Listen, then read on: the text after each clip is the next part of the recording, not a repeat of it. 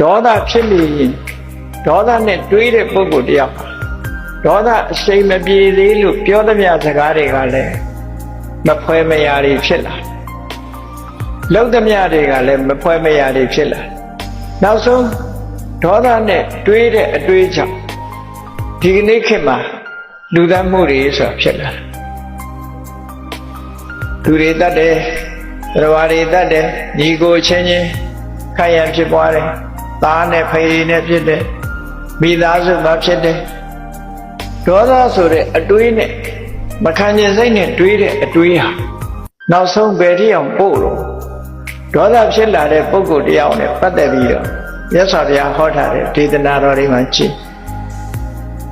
ဒေါသဖြစ်တဲ့ပုဂ္ဂိုလ်ဟာတဲ့ဒေါသနဲ့တွေးမိပြီဆိုရင်ကိုယ့်ကိုတတ်မိတယ်ကိုမိဘကိုတတ်မိတယ်ယဟန္တာကိုတတ်မိတယ်သူတော်ကောင်းတွေကိုပြစ်မှားတယ်ဟောဒီကိစ္စတွေလိုက်ကြည့်မယ်ဆိုလို့ရှိရင်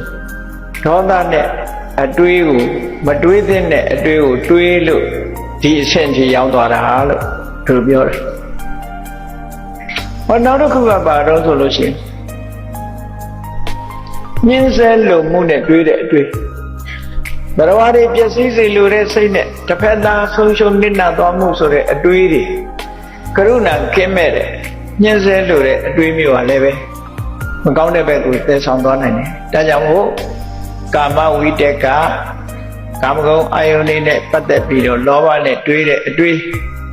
ဗျာပါဒဝိတက်ကမုန်းတိမှုကိုခြေခံပြီးတော့ဒေါသနဲ့တွေးတဲ့အတွေးဝိဟိတဝိတက်ကတစ်ဖက်သားကိုညှင်းဆဲတပ်ဖြတ်လိုတဲ့အတွေးနဲ့တွေးတဲ့အတွေးတဲ့